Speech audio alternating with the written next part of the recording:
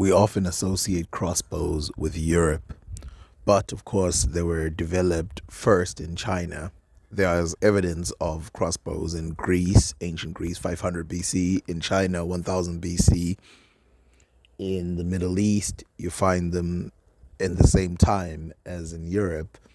There's even some crossbows in the Americas that have been found. But what about crossbows in Africa?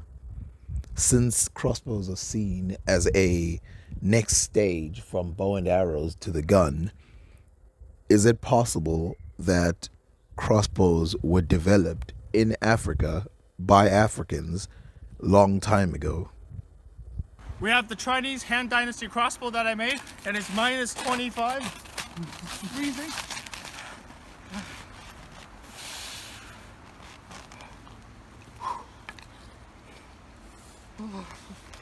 So cold. Oh! There are some obvious advantages that you can see with this, like delayed trigger, long range, and accuracy. But more important than this is the disadvantages, which you can tell that it would probably take a long time to reload. So this is very effective for hunting, but maybe in a war it wouldn't be that effective. But it was effective in a lot of wars, because if you have a lot of people with this, then you can have people in the front shoot and then the rest withdraw, which would make these very, very scary weapons, especially considering their accuracy. Because a lot of times, bow and arrows, you're just flinging 10 at a time, hoping that you hit somebody at some point. So, again, let's go to the African ones, which I will have to say they were used mainly for hunting and almost never for war.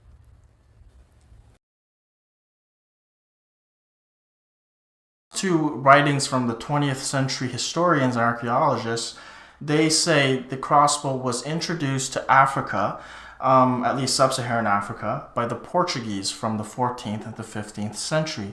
As a person from the 21st century, I try to give a less biased perspective, and in my opinion, there's no reason to assume they can't come up with this trigger on their own, and it had to be influenced by the Europeans. It's difficult to say today with the amount of evidence we really have, and these are all theories, I think, for modern historians to be debating on. When it comes to East Africa and South Africa, we have almost no evidence of crossbows. So most of the crossbows in Africa are from West Africa and Central Africa. The Yoruba people, for example, they prefer the longbow compared to the crossbow, and they don't really view these as effective weapons. So their crossbows were much smaller, probably because they relied on melee weapons or javelins or other kind of missile weapons, or the bow instead of the crossbow. So perhaps it was just a very short crossbow for hunting, or just for one shot, and then you run with your spear and you engage in a melee. Today, we will be talking about crossbows. Contrary to popular belief, crossbows were not invented in Europe, nor were they primarily invented to pierce knights' armor. In fact, they were invented in China long before the technology was developed in Europe. As with most 19th century European explorers of Africa, there was an unconcealed disdain for Africans and their cognitive abilities. Most European explorers of the time assumed these crossbows must have been crude imitations of those originally brought over by early Portuguese explorers in the 15th century, as evidenced by the portrayals of European crossbowmen in Benin plaques. Others tended to disassociate the African variety of crossbow from the European version entirely. Peculiar to this people and probably a native invention, not borrowed, as might be supposed, from Europe. Dr. Bastian theory crossbow. So how do you resolve an issue like this, especially given the fact that we do know that there were Portuguese from the 14 to the 1500s in Africa, and they did know about crossbows. In fact, they were very familiar with them. But I think there's something even deeper than this question that lies at the bottom of this conversation. And it's the fact that Europeans get to say they invented the crossbow when everybody discusses immediately that the Chinese invented the crossbow. So it means that the Europeans didn't invent the crossbow, and possibly the Africans didn't invent the crossbow. So all credit goes to the Chinese. The reason why they have to go out of their way to dismiss this is because it's distorting a reality that was there at the time, which is crossbows existed in Africa. This paints a completely different picture in people's heads of what Africa would have been like. And instead of facing up to that fact, it instead recedes to an argument about who invented it first. And I've seen this a lot.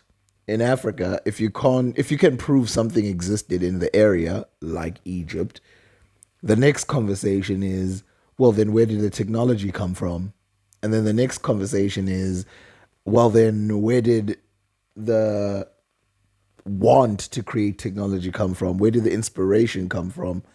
And they keep going backwards and backwards until finally you go, okay, fine, it must be some foreign person who influenced it. But isn't it really, and I get it, it's very important to know whether Africans invented crossbows or not. I think that's a very good point. What's more important is, why do people not know that medieval Africa, the times which would have been in the same time as the European exploration age, why do people not know that back in those times, whatever invention existed in Europe, almost whatever invention existed in Europe, would have existed in Africa because they would have been traded there and they would have been sent there and taken there from North Africa, from the coasts, all this as a reality. But instead, the Africa that we get is, spears and shields made of cow hide. Not the real history of Africa, where there's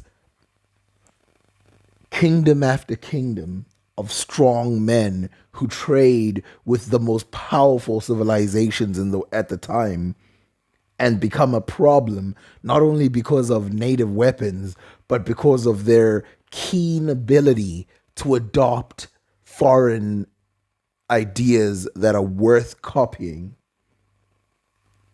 Now, let's get to whether they copied or not. First of all, the Portuguese were in Africa for real. So I do not see why, if they were going to copy, they would make a worse imitation, especially given I've already shown you the abilities of these people. Like a piece of wood, they would fail to create a piece of wood with a trigger that they have access to these things. The Portuguese are right there. They can just keep buying them and then looking at them and keep editing them.